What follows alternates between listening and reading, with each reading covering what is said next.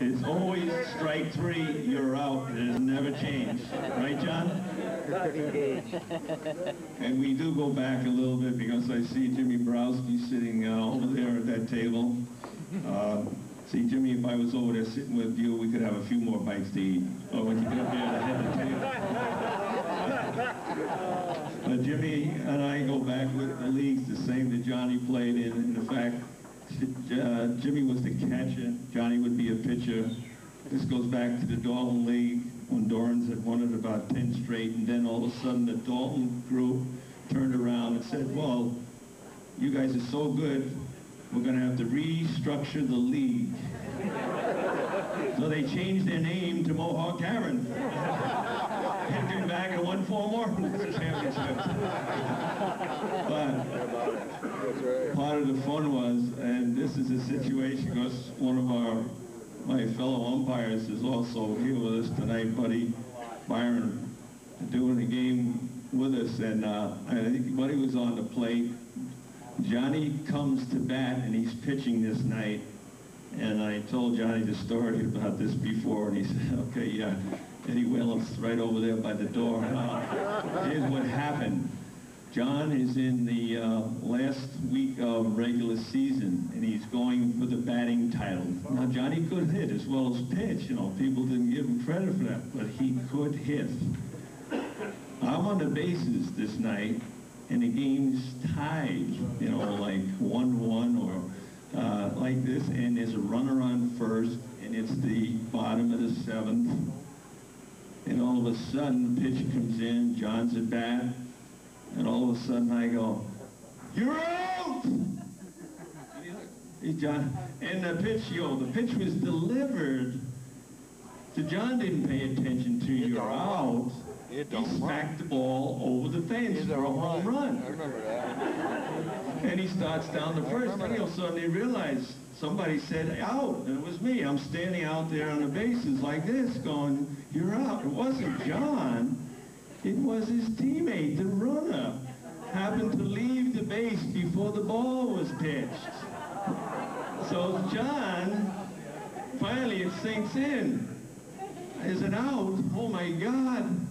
I'm out, he's out, who's out? Well, the rule states that in this particular situation, that the runner is called out, and as if there was a pitch never happened, it's called no pitch. The batter goes back to bat, okay?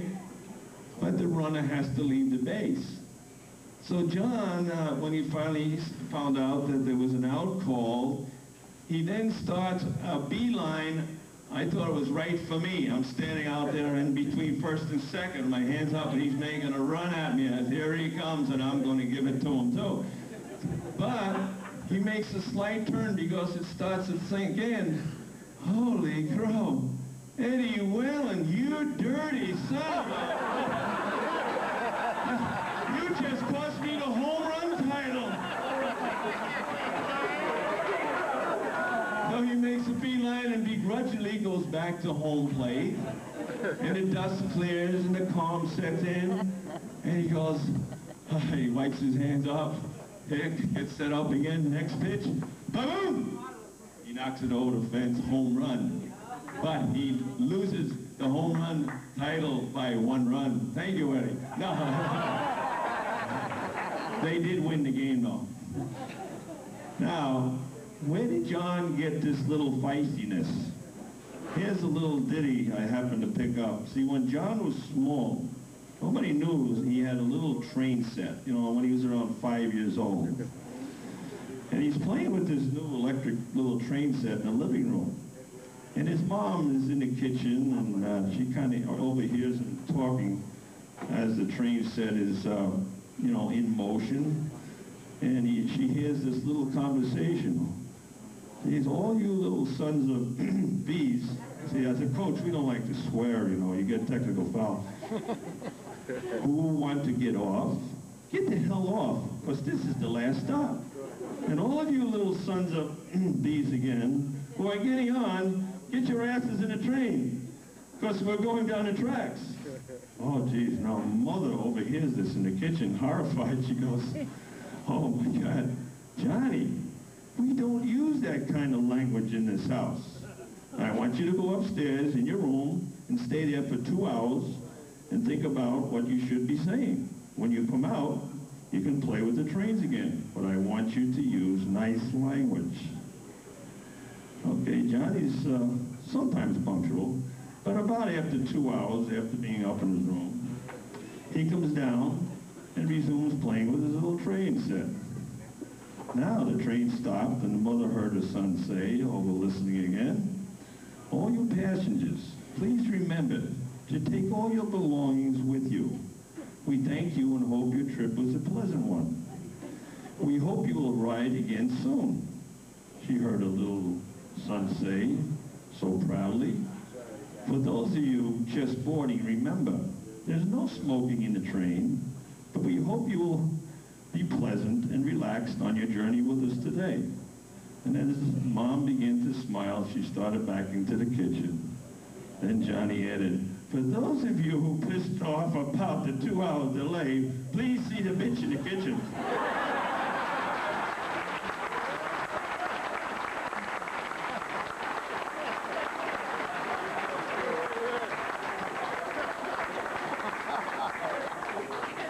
Now, John and I were also talking about a basketball game because again, Jim Borowski comes into this, and some of you fellows are players. I know I got a few phone calls a couple of nights after those Y League games. One fella promised to challenge me that he was going to see me before he was going to 2nd Street after he had been arrested up there at the Y. But John and I were scheduled to do, it was a 2 o'clock game, and then there was a break. Jim Borowski was so nice and said, "Jim, you can work with Johnny George in the 4 o'clock game." Now, I don't know who's going to carry who, he said. But Johnny just said, "Yeah, you remember that game? I'm going down the court, and all of a sudden, geez, did I slip or fall, or what was it? I don't remember what happened after 4 o'clock."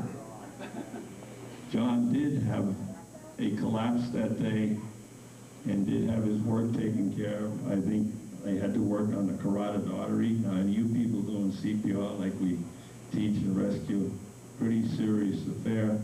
But John gets up after he had collapsed in that 4 o'clock start game. I'm working with him. He said, "Geez, I'm a little dizzy. I'm getting a little cold on the right side." I'm going, "John, you are not going to finish this game."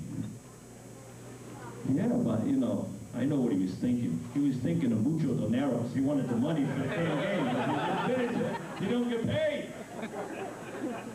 But lo and behold, I got him to the sideline, and I said, "John, you got to see somebody right away." And we did, and thank goodness we inverted the inevitable, because that was a real risky situation. But that's the type of trooper he is, has always been. And, you know, Semper Fidelis does still work for everybody, Marine people. But I was in the service, and the other guys, I was the guys looking down at you fellows on the ground. I was in the Air Force for 6 years, so we do kind of watch out for all our fellows in the service. So, but John has really done more than his service for this community. And really, it's so gratifying to see such an outpouring to the community which he's brought up in. And yeah, I have a couple other things. There's a saying here.